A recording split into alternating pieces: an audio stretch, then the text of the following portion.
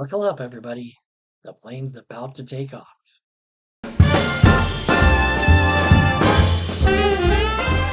I'm Alan Stedham, and this is going to be a very special video.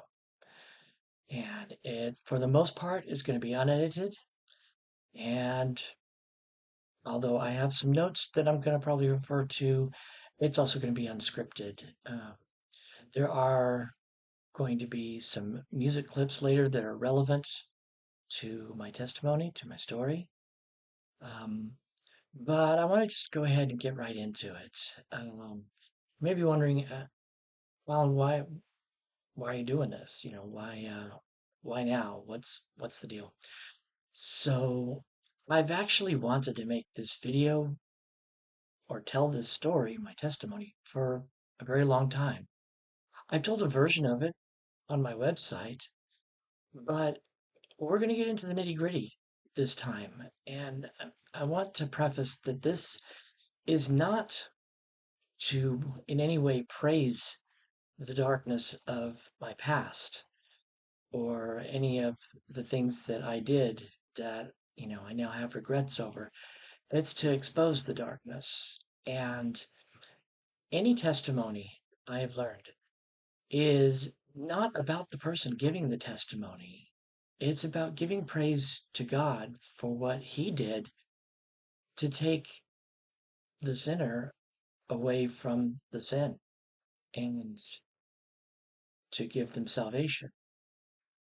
So,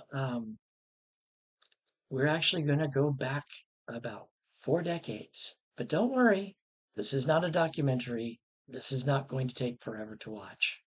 Um, I grew up in a pretty regular household, and it was a Christian household.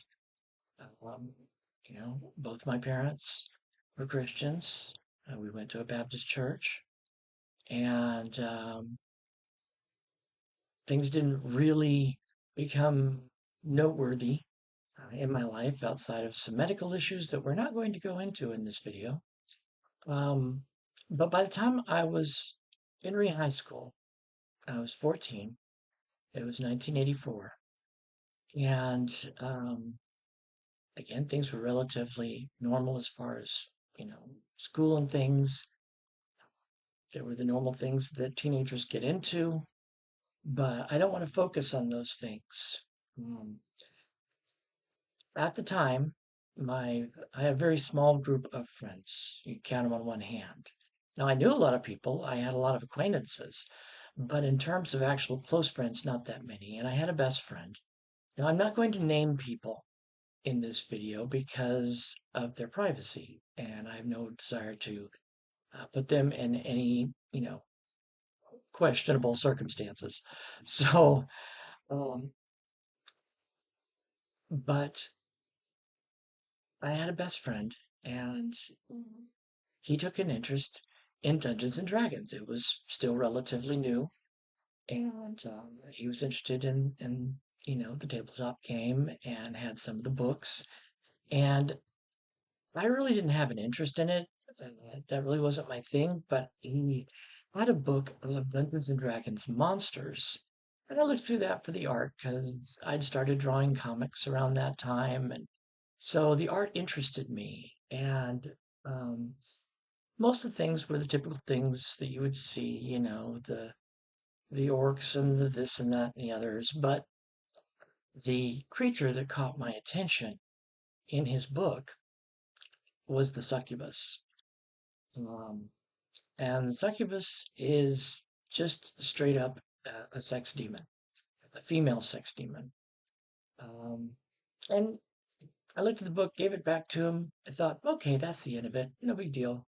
Um, but it had caught my attention, my curiosity in a bad way, and that would come back to haunt me a little later. Um, so a few months after that, my friend also took an interest in astral travel or in the idea of being able to project your consciousness or your soul or your being outside your physical body and basically go into another dimension, which I thought was ridiculous hogwash when I first heard it, and I told him so. But, this is my best friend, and, even then, at 14, I wanted to be at least a little open-minded, so I asked him to explain it to me, and I asked him to tell me what he did to do it. I'm not going to go into that because I don't want to encourage anyone to do it. What I will say is that I did attempt to follow his instructions, and I did attempt to leave my body. We were together, I think, over at his parents' apartment or something like that. Uh, but I didn't leave my body. What happened is that something switched on inside of me, and I was able to perceive what he called the astral plane in my mind's eye. And I was able to perceive him there and hear him, which basically was telepathic communication. And so we went to explore together this first time. And it literally was another place. What I didn't know at the time was that that was the spirit realm. And we were experimenting completely uninformed. And so before long, we ran into a group of beings there. And it turned out it was a group of succubi. Succubi is the plural of succubus. So we ran into a group of succubi, talked to them, again, not straight up verbal communication, what most people would consider telepathic mind to mind, because it translated whatever they said, whatever their language was, it translated to English in our brains. And it was all interesting. It was kind of cool, kind of scary. And shortly after that, we ended the exploration and discussed it. And we said basically, okay, that was cool. Let's never do that again. And that was our intention. But uh, after we left each other's company and I went home and went to bed later that night, um, one of those succubi came to visit me in my dreams. And I recognized her. And I don't remember a lot of the details of it. Um, it wasn't scary. In fact, she was very friendly and playful, which should have been a warning sign in and of itself. But the impression that I got afterwards, because one of them visited my friend too in his dreams that night, when we talked about it the next day, it gave the impression that they were telling us, well, hey, you came to visit us. We can come and visit you too. And I don't know all the thought process because it's been 40 years, but my friend and I decided to continue exploring the astral plane. Um, Looking back on it, it's kind of strange and funny. First of all, it's just the height of naivete. You're dealing with things that you don't know with no experience and just saying basically, hey, this is cool. Let's do this. But that's what we did. Um, and we started doing it basically daily. Um, and kind of in plain sight in a way, because we would get on the phone each evening after school and we would go and visit the astral plane. I would just open up my mind to it and follow along, basically. Um, and we would have more encounters. We would learn things. Um, Sometimes he and I would visit after school, and we would do things like automatic writing, which is letting something else write through you. So we were letting a succubus write through us and create words, show things in a language we knew nothing about. And we would even get to the point of letting them speak through us, which is, in retrospect, the height of insanity because you're letting something take some degree of control over your body. That's never a good idea. But we didn't know better. We were like, okay. And at the same time, we started exploring things like tarot cards and Ouija boards and other occult things. And honestly, they got boring after a very short period of time. We were much more interested in what was going on the astral plane and having these adventures. And this continued for months. And the thing is, we knew we could not tell anybody about these things. Um, Part of it was because we thought people would think we were crazy. And another part was it was just cool. It was kind of, a to ourselves thing. Um, but it also um, it kept getting deeper and deeper. Um, at one point, we tried to pull a mutual friend into our little group, and we decided, and he's never going to believe us if we just tell him what we're doing and ask him to be a part of it. So we asked one of the succubi to go and visit him in his dream that night and to do specific things that succubi do and not tell our friend that that was going to happen and just see what happened. And the next morning, when we all got on the school bus to go to high school, um, he started telling us about this wild dream that he had the night before. And we told him the rest of his dream. I don't think up to that point I'd seen anybody so scared in my life because that's what we were playing with. And he was a part of it for a little while, but thankfully never as deeply as we were. And he did lose interest and go on about his business. And we remained friends, but we just didn't go into that stuff. Um, Now things jumped to the next level in 1985, the next year, when I was still 15, because one night I was visited in a dream by a different female being. And it was a very different kind of dream and encounter. There were not words. It was just me and her in a void. And the void had lights and swirling colors and no gravity. And she seduced me in the dream without words. And I thought that was really wild. And but I didn't think much of it beyond it just being a very interesting and sensual dream.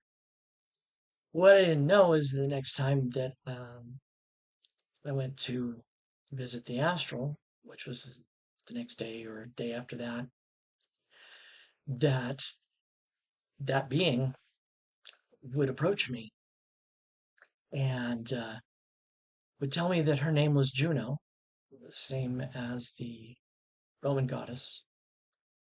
Um, Not that I believed that she was a goddess, but that she claimed to be, or claimed that name, claimed that personality. Certainly didn't look like anything from the depictions of Juno in mythology. In fact, she actually looked like a version of one of my comic book villains from the superhero comics that I drew. Um, and the thing that's very notable and where things took a change for me is that she called me husband and basically claimed me as her spouse. And I accepted it. Uh, was kind of intimidated and scared at first, but uh, it, it made sense at the time. Um, and she was beautiful, but in kind of a disturbing way, in that she was roughly about my height, but had like bone white skin and red pupilless eyes, uh, flowing long black hair, an hourglass shape, and claimed to be immortal. Um, and unlike the other beings that we had encountered, she stayed around me. She stayed around me pretty much all the time. And I accepted that. In fact, I fell in love with her. And um, in retrospect, it's amazing and scary because I was literally living a double life. And just to add a similar being, though differently named, different personality, different look, being went to my friend and had a similar relationship with him. Um, but again, this was daily. This was she became my confidant. She became like a wife. We talked about everything, and again, it was all telepathic conversation. There was no physical manifestation in front of me. It was all from my mind's eye, but it was a presence, and I knew she was there. And I could see her in my mind's eye, and I could hear her, and I could speak to her in my thoughts, and she would respond. And she would come with me to high school, into my classes, comment on things. Um, she would also go for periods of time, but I could always call her and she would come back. Um, this next part's a little weird in a already weird video, but just to say it, there was a time she went away for a few days or up to a week and came back and told me that we had a son. And I said, how? And she explained to me that time moved differently on the astral plane. It really didn't matter to her because she's immortal.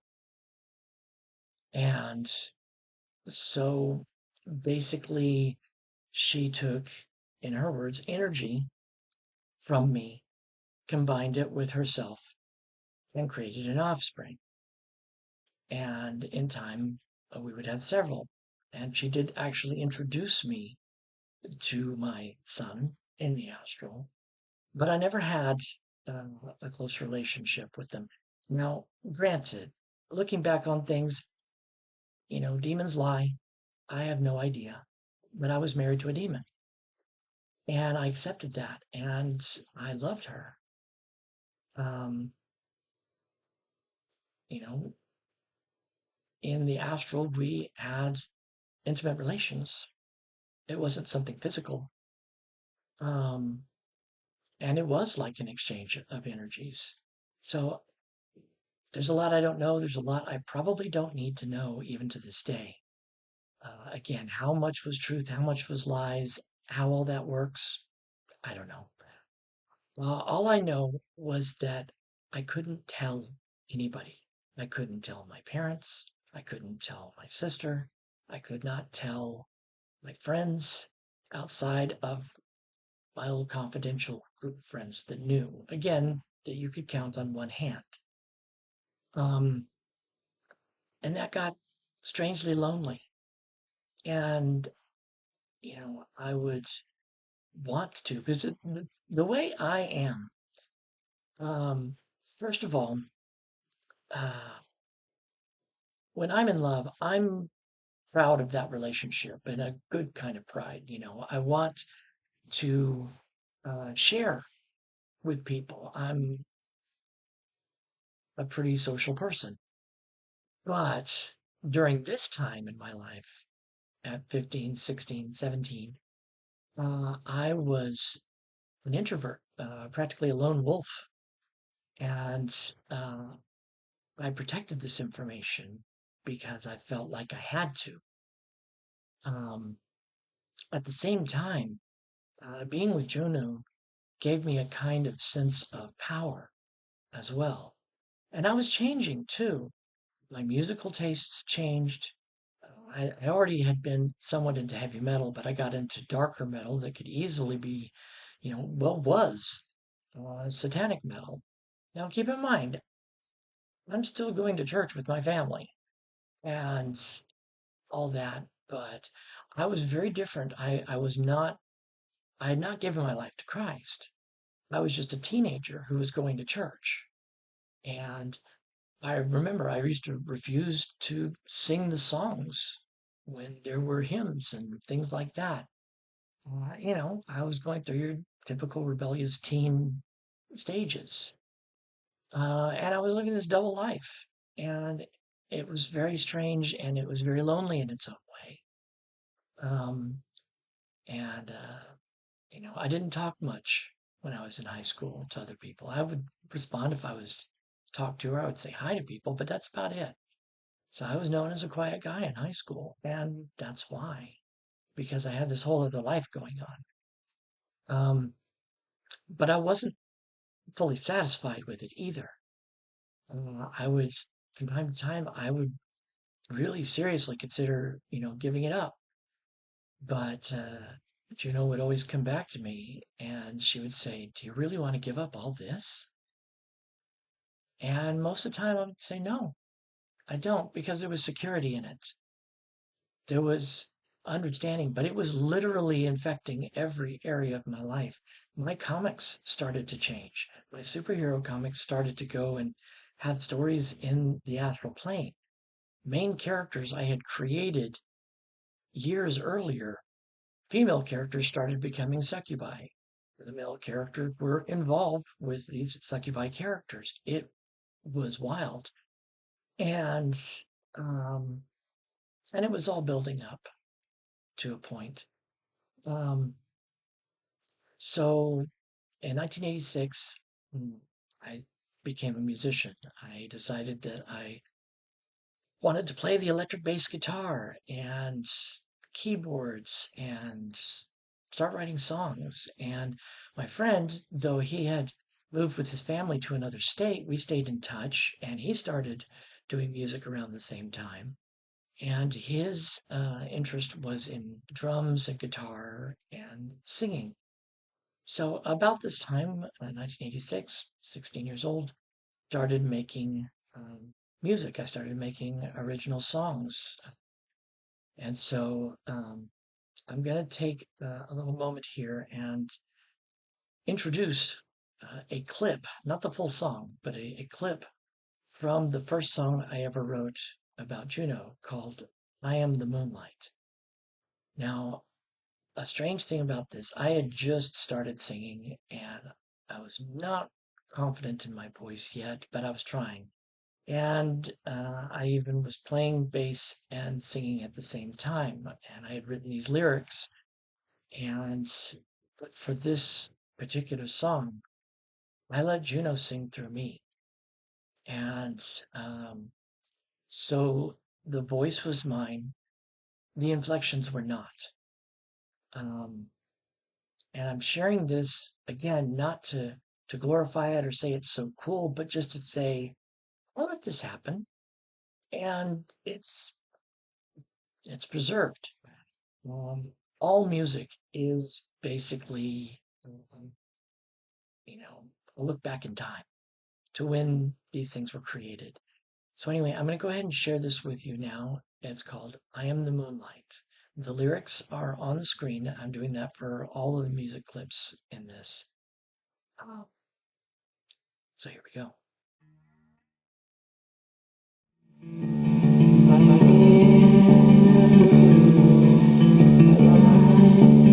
Freely given with nothing as we did.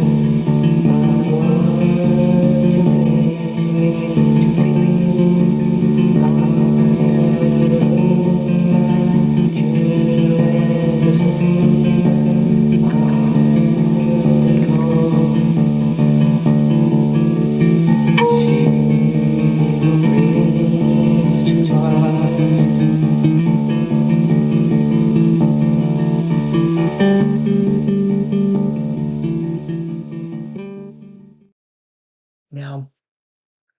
1987, my friend had moved back to town, to Texas, and we were both going to college at the same university. So we decided to form a little band. Not the kind of band that you can go around and, play live gigs with. We were only two people, but we did get multi-track recording equipment.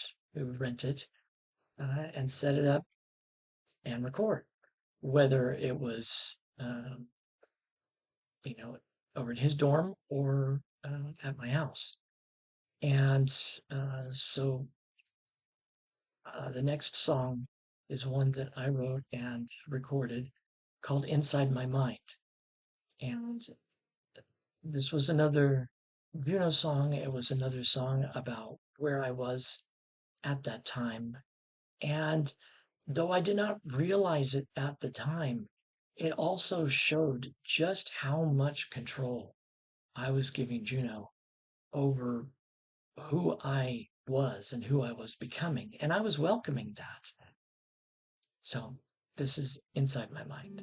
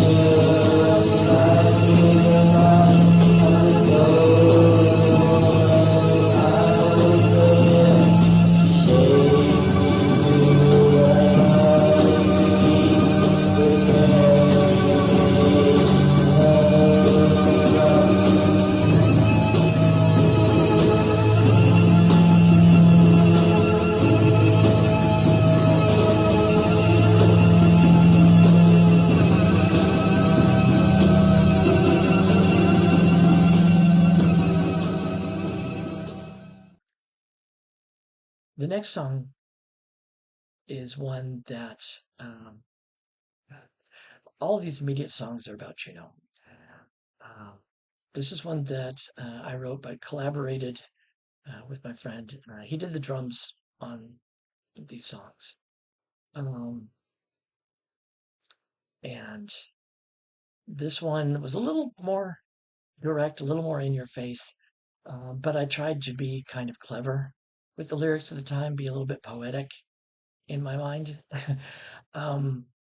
But this one's called Red Eyes, and it kind of speaks for itself.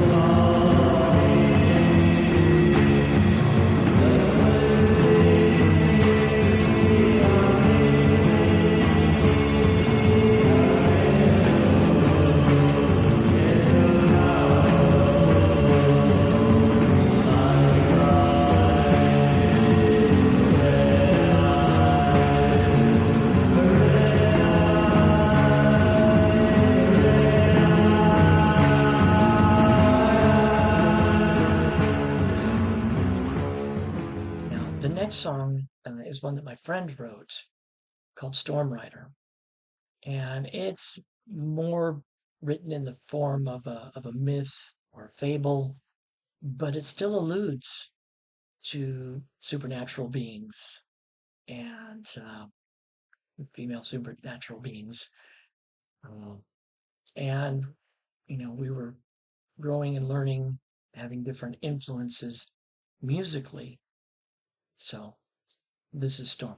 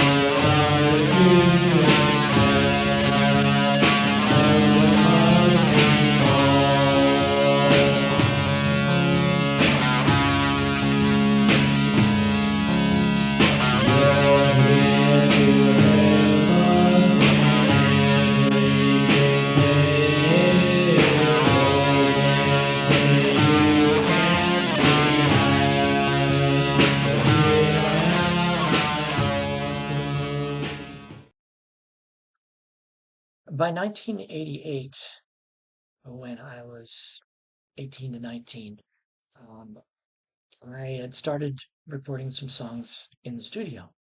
I was actually planning to record either uh, an album with our group or a solo album.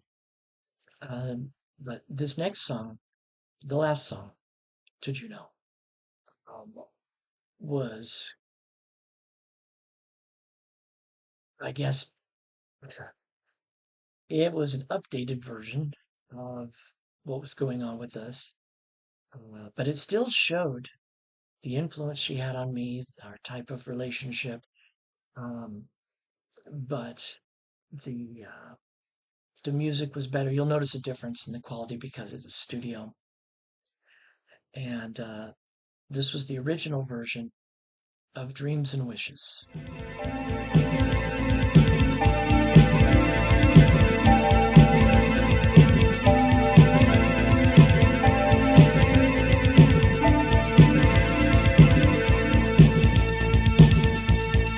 Let me take you in my arms, kiss you with my lips, bring pleasure to your nights. Whenever we embrace, we can have it all. If that is what you wish, I would give up all I am. Bring you all of this.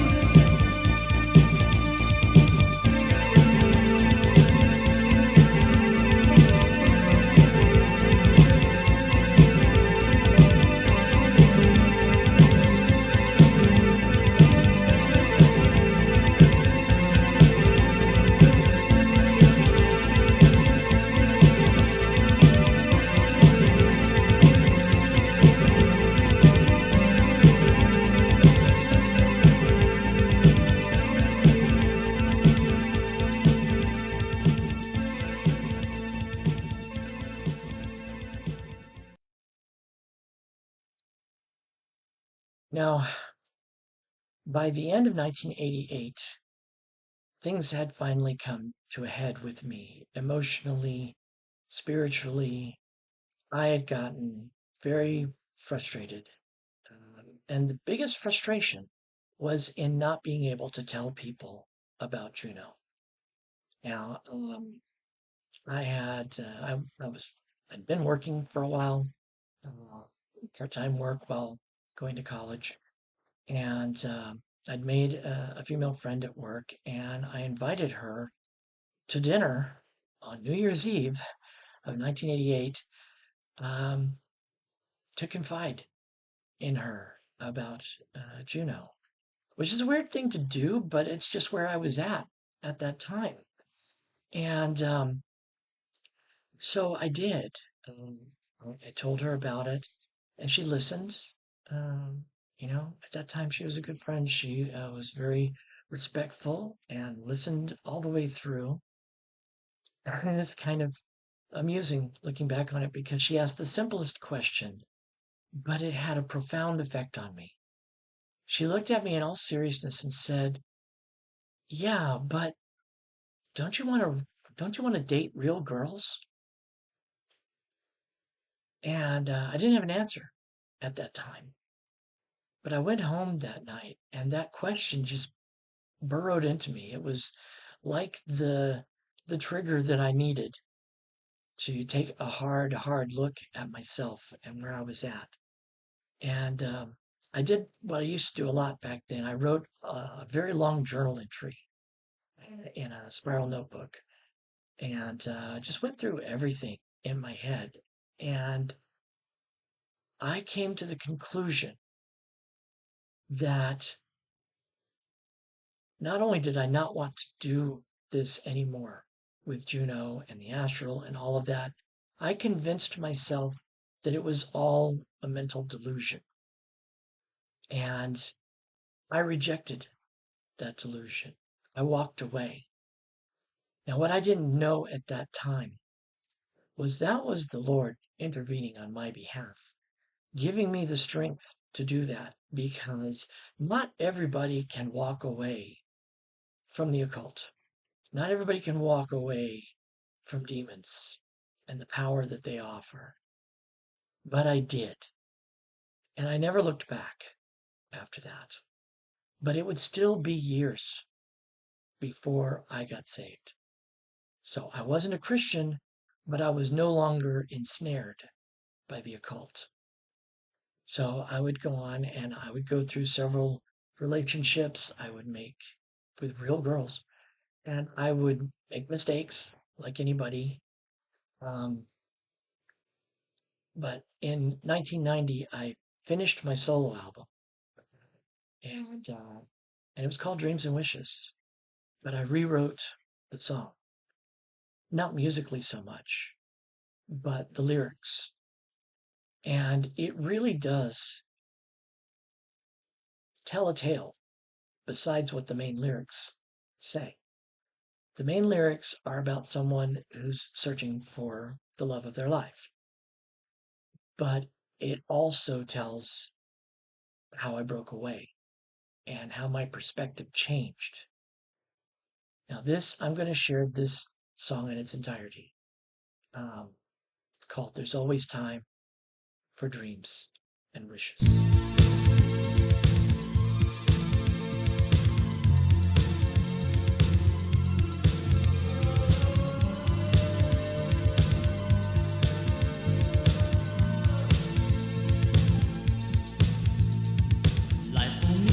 Been a dream within a dream. Before I opened up my eyes, began to truly see all the wonders life can hold despite its miseries. The least of which I found was truth, the truth has set me free. Make a wish upon a star and hope that it comes true. Dream a happy dream, dream like lovers do. Find the strength to be yourself, for nothing else will do. Only then will you know love that can be true.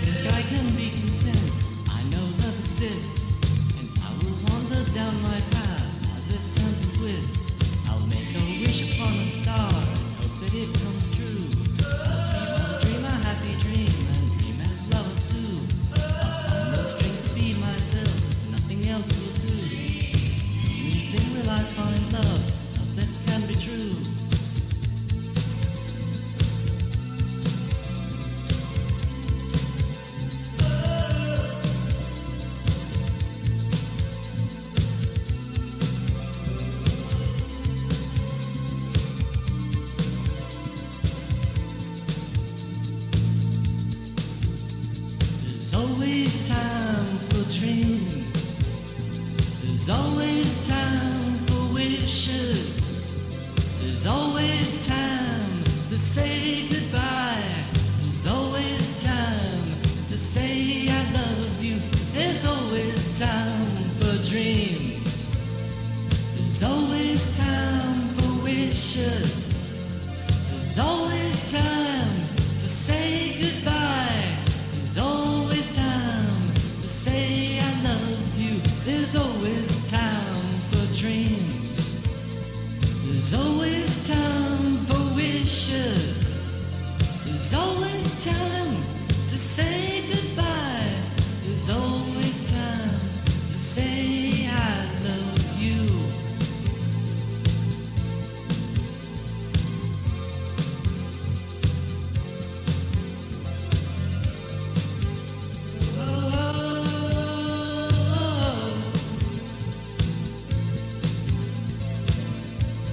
Say dream. I love you. Oh, love you. I love you. I dream of you. You are my fondest wish.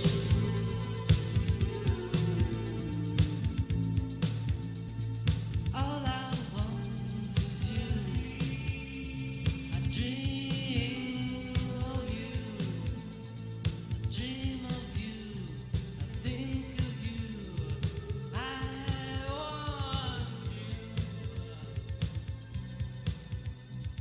You are my dreams and wishes. Dreams and wishes. Interestingly enough, after finishing that album in 1990, I would meet the woman who would become my wife, Angel, in late 1991, so a little over a year later. And we would begin dating in 1992 after we'd been friends for a while. And she proposed to me in December of 1992. And after some ordeals that I will not work into this video, ordeals with others, figuring out who we were and everything like that, we were married in March of 1995, on March 18th, 1995. And we learned that we were expecting our first child, a son. Now, in September of 1995, my wife met a friend at a job she was at who witnessed to her and invited her to her church. And long story short, on September 24th, 1995, my wife gave her life to Christ 2 weeks before our son was born. And she told me about it, and I congratulated her. I was happy for her.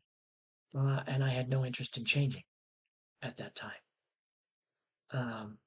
So I was still me, but I was able to observe her, and I was able to observe the change that Christ had made in her. And those changes made her a better wife. They made her, a good mother to our son. And she just was very good to me.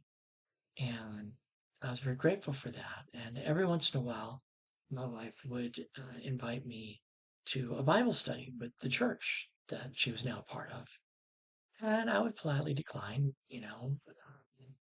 But after a while, I just thought about it and I'm like, what's it going to hurt? I love her. I can go to a Bible study. It's fine, you know. So I did. I agreed to go to to a Bible study early January 1996. Um, Now here's the part where it gets a little interesting. Um, I started getting sick. In fact, I felt like I had a fever the day of the Bible study. It was a Friday. And so I told my wife, I said, she's like, you still going to go to the Bible study? I said, I don't know. Let's take my temperature. And if I've got a fever, I can't go. But if I don't have a fever, I'll go. So we took my temperature. I know good and well I had a fever, but the thermometer read a normal temperature. So I went. And we went to to this Bible study. It was a supper and everything. I was feeling miserable, but, I wanted to be there. I made best effort, you know, um, and so got to the preaching, and for some reason my back started hurting really bad about that time. But an interesting thing happened. I decided that, I was going to focus past that pain, not say anything. I'll just bear it, be a man, put up with it. And the preacher was doing a Bible study on how God and the devil war for people's souls. And I found that as the evening went on, the pain got worse and worse. I had to focus past that pain so much that I literally had to focus on every word the pastor was saying. And I got it. I understood what he was saying. It was profound for me at the time. And so by the time we got to the end of it, uh, I went up and I said to the preacher, I thanked him, and I asked if I could come to church that Sunday and give my life to Christ. He's like, sure, Um, but it wouldn't happen like that. I ended up having a coughing fit in the middle of the night and throwing out something in my back. And so I had to go to the ER the next day. And so uh, didn't go that weekend. And I didn't go the following, week. Now here's where things get there's another twist to the story. And that as the week went on, I thought I was fine, but I got sicker and sicker. I had some kind of flu or something and didn't realize it. And so over the course of the week, I was getting severely dehydrated and didn't know it.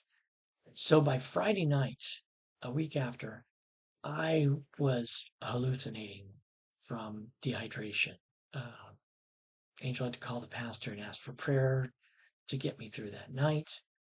And I got through that night. But the next day, I still was feeling bad. So I went to an emergency clinic, and my dad came along, and he watched our son while he came with us, but he watched our son while we were there, and they worked on me.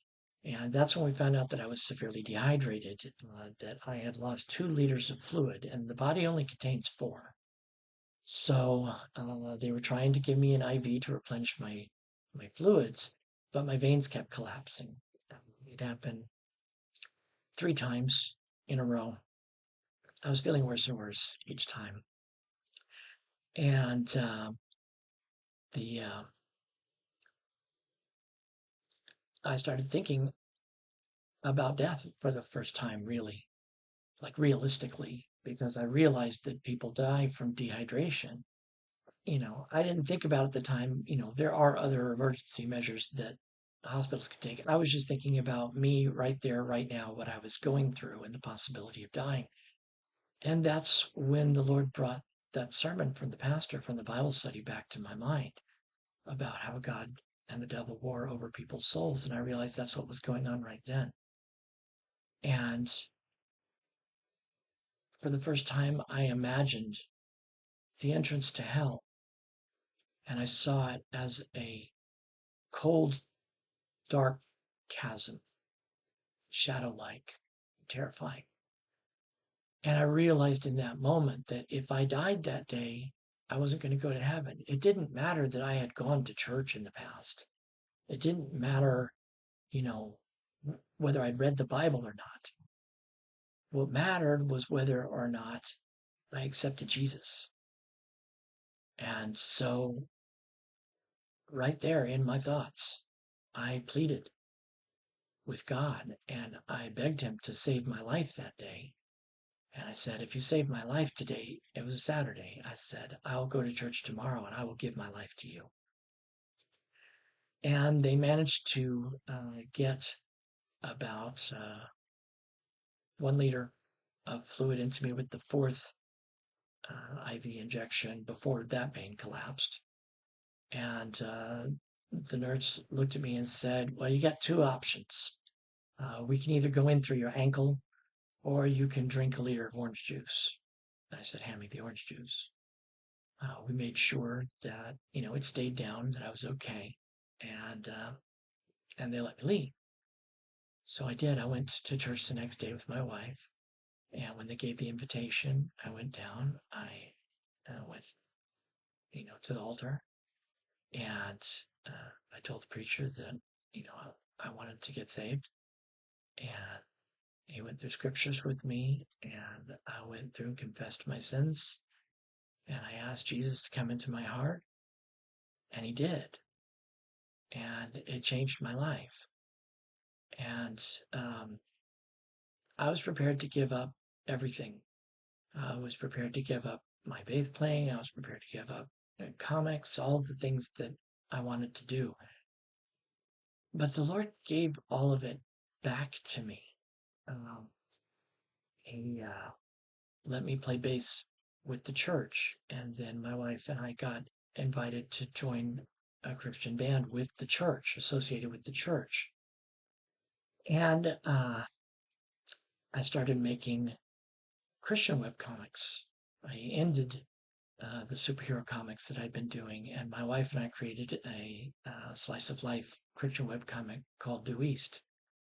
And then eventually, in 2013, I handed over all of my creativity to the Lord because I wanted to write novels, but I didn't want to write novels without Him. I wanted to do Christian fiction, and I wanted the Lord to lead in all of it, and He did. And my Christian fiction author experience I've spoken about before, so I won't go into all of that. My wife and I are still with the Christian band after all these years, and still performing for the Lord and being a part of our church. And I'm proud to say that the Lord has blessed our marriage and has given us 3 children. And I see that when I was in sin, the devil tried to give me my heart's desire in sin. Because at 10 years old, I knew that I wanted to get married someday and have a family. And the devil gave me that, but he gave me that with conditions. He gave me that with strings. And it was on his terms. And it wasn't satisfying because my quote-unquote wife, Juno, could leave whenever she wanted to. She could behave however she wanted to with me. And I really didn't have a relationship with my quote-unquote kids. I just knew they existed, or at least I believed that they existed. But now I have a wife who adores me, who I adore, and children that are fantastic, that that we love and cherish and encourage, and who love us. And it's a real family. It's the way it's meant to be. But it's in Christ. And the Lord has blessed my marriage to Angel, has blessed our relationship with our children. And as long as I, put myself in His hands and have faith in Him and depend on Him, He blesses. The video would be insanely long if I said all the blessings that the Lord has given to me or to my family over the years. So I want to reiterate, even though these are events that happened to me, I'm not trying to focus on me. I'm trying to focus on what the Lord did and what the Lord can do for anybody. The Lord loves everybody. And, you know, if you're at a point where you don't know what to do or you're not sure where you are in your life, call out to the Lord. Ask Him to send someone to you to guide you. Ask Him to help you and to save you and to deliver you because He can, because He's God and He's holy and He loves us. And, you know, anything else that I say would be inadequate. But I thank you for taking this time with me today. I'm going to leave off with a song that I wrote a couple of years, about 3 years after I got saved. And it's like a prayer that I wrote to the Lord as a new Christian. And I wrote the song, performed the song, sang the song. And it's called Light of Life. Anyway, thanks again for watching and enjoy. We'll see you next time.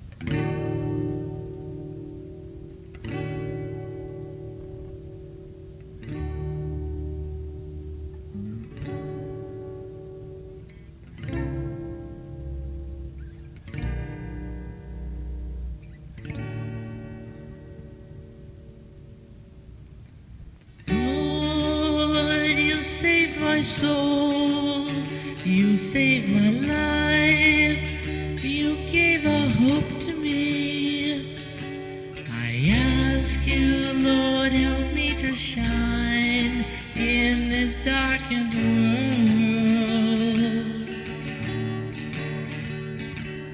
Jesus, you can fill the space in their lonely hearts.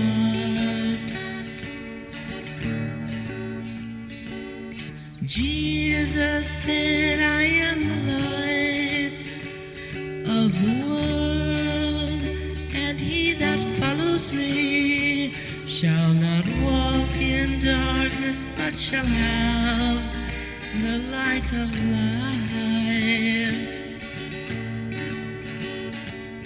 Jesus, you can fill the space in their lonely hearts.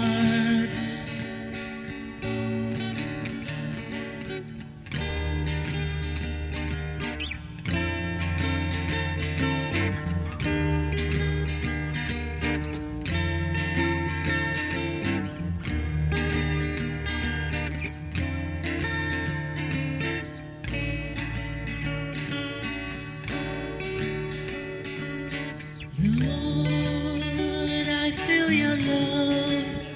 I see my life and how it's not the same. Jesus came into my heart and made a way for me. Jesus, you can fill the space in their lonely hearts. Jesus said, I am the light of the world, and he that follows me shall not walk in darkness, but shall have the light of life. Jesus, you can fill the space